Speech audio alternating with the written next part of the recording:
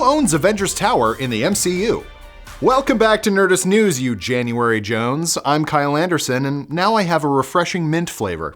Today we're going to tackle one of the least likely mysteries in all of the Marvel Cinematic Universe, namely, just who owns possibly the most famous piece of real estate in the whole franchise: Avengers Tower.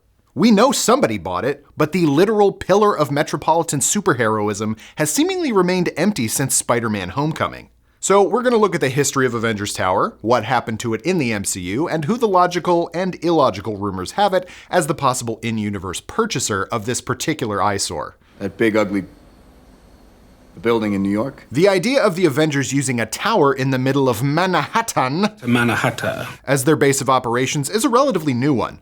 In comics history, the Avengers first used Tony Stark's family mansion located at 890 Fifth Avenue. This dates all the way back to Avengers number 2 by Stan Lee and Jack Kirby in 1963. This edifice done got blowed up several times, including at the hands of Baron Zemo in Avengers 277 by Roger Stern and John Buscema, and Scarlet Witch's breakdown and Vision's badly piloted Quinjet in Avengers number 500 by Brian Michael Bendis and David Finch. During the time the mansion was in use, because every bad guy in the world knowing where you live is not the best move, Tony Stark also created the Avengers Auxiliary Headquarters out of an underground bomb-proof vault in Queens.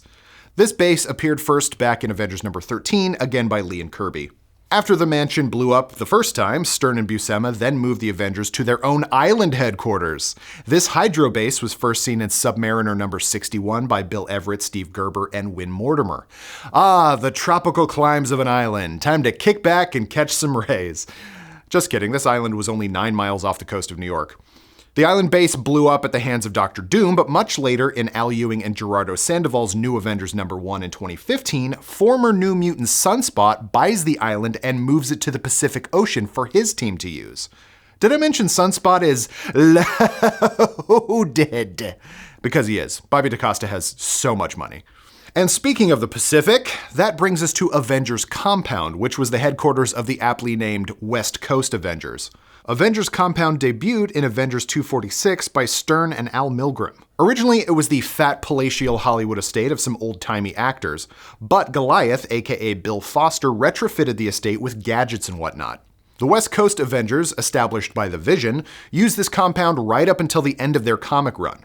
However, the compound suffered numerous attacks over those years, and its destruction was part of the reason Vision disbanded the team. Later, the Avengers Compound became the site of the Second Avengers Academy. What a college experience to have. Which brings us to the main event, Stark Tower, aka Avengers Tower, which became the team's main base of operations beginning in issue 3 of Bendis and Finch's New Avengers from 2004. During this period, the Avengers would live and work on the top 3 floors of this tower, which has its own helipad. Pretty damn cool. Spider-Man eventually moved himself, Aunt May, and Mary Jane in, and when Sentry joined the team, his watchtower manifested on top of it. But this is a big tall building in the middle of the most populous city in America. Surely villains weren't going to just leave it alone, right? It was the target of many attacks over the years and was eventually destroyed for the first time in Avengers Volume 4, number 14. After 2006's Civil War event, Stark Tower was specifically the headquarters of Tony's mighty Avengers squad. Eventually, Tony had to sell part ownership of the tower to S.H.I.E.L.D. when they offered to help repair damage caused in the World War Hulk event, but the Dark Avengers would eventually take it over when Norman Osborn's Hammer dictatorship seized control of S.H.I.E.L.D. assets. For such an iconic building, it went by the wayside as the headquarters of the Avengers pretty quickly. Over the years, the team would use other familiar places like the Sanctum Sanctorum and the Baxter Building, before moving into the head of a dead celestial in the Snowy Mountains in Jason Aaron and David Marquez's Avengers number 8. But that's the comics. What of the Marvel Cinematic Universe? Well, Stark Tower first appeared in 2012's The Avengers, which became the centerpiece of the final battle between our heroes and Loki and the Chitauri. This version of the tower resides on Park Avenue, roughly where the MetLife building is in real life. At the end of that movie, the battle has removed all but the letter A in Stark. This is of course a setup to the tower as the ad hoc Avengers Tower in Avengers Age of Ultron. However, at the end of that movie, they moved to the new Avengers facility in upstate New York. The next time we see Avengers Tower is in Spider-Man: Homecoming, when we learn Tony Stark sold it to an undisclosed buyer. In Spider-Man: Far From Home, we briefly see the tower under construction, but we don't get any indication as to who is running things at the high-rise. So, who bought the damn Stark Tower? Well, during a recent interview with the YouTube channel Phase Zero, Marvel Studios producer Brad Winderbaum gave us an answer of sorts. When asked if we'd ever find out who owns Avengers Tower, he said, quote, "Yes, honestly, yes, you will," end quote. Great, there you have it.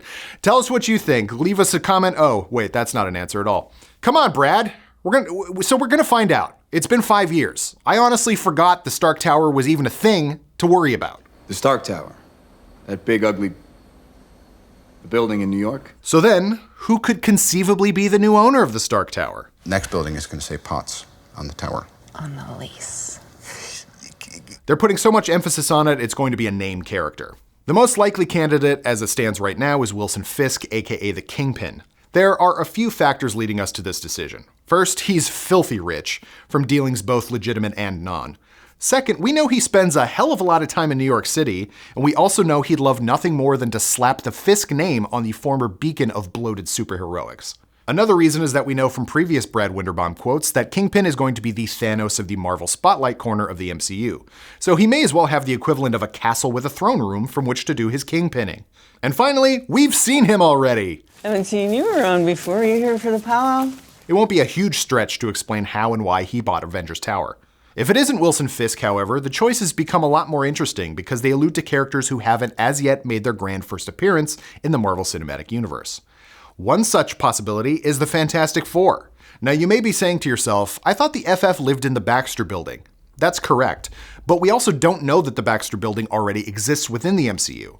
That would make a pretty big statement both in and out of the fiction of the franchise if the former main hero's headquarters gets torn down by Reed Richards, another rich genius who heads a superhero team. It's certainly a possibility. After all, in Spider-Man Far From Home, when Spidey swings past the construction site, he swings by the sign which reads 1, 2, 3, and question mark, which leads many fans to speculate the 4 is the Fantastic Four who actually purchased the building. Another name thrown out there as a possible buyer, especially given the last 2 appearances have been in Spider-Man movies, is Norman Osborn, presumably for his Oscorp building. Norman Osborn? However, I'm not entirely sure Marvel Studios wants to tie something as major as Avengers Tower to a character they don't own outright. What? Plus, we just had a great Green Goblin movie in Spider-Man No Way Home, so I'd hope they wouldn't plumb those depths quite so soon. But you can't do this to me. Which leads us to one of the stranger and yet most captivating ideas for who could have purchased Avengers Tower. Mephisto! Yeah. No, wait, don't turn the video off. It's just a theory. And moreover, it isn't even our theory. Last year, the site The Cosmic Circus shared a possibility that Mephisto is the mysterious benefactor we heard about in Ant-Man and the Wasp, and that he is bankrolling the Hood, the villain played by Anthony Ramos, who will go up against Riri Williams in the Ironheart show. There was even a further rumor that none other than Sacha Baron Cohen would play the Marvel Universe's version of the Devil himself. Kevin Feige has said Ironheart would be about the battle between technology and magic, and the Hood is certainly a magic wielder. And there's definitely some poetic justice in having the new Iron Person go up against the evil who took Avengers Tower from the former Iron Person. The only trouble is, in the recent reshuffling of titles, Ironheart is no longer on the release schedule. Doesn't mean it won't come out, especially considering it's already filmed. Mephisto sounds like a not horrible idea, and certainly we think Fisk is a solid guess too. The trouble is, of course, that the only MCU movie coming out in 2024 is Deadpool 3. And the 2 live-action TV series slated for release this year are Agatha Darkhold Diaries and Eyes of Wakanda. So unless Mephisto shows up randomly in Agatha, we're not sure we're getting an answer to this anytime soon. The devil's in the details, Bev. That's not the only place he is. But tell us, what do you think? Which rumored buyer for Avengers Tower seems the most likely to you? Are you proud of us for going so long without talking about Mephisto? Well, the genie's out of the bottle, folks. Sorry. Ralph Boner? Let us know in the comments below. Thank you for watching as always. And for the latest and greatest in the world of pop culture, keep it glued to Nerdist.com.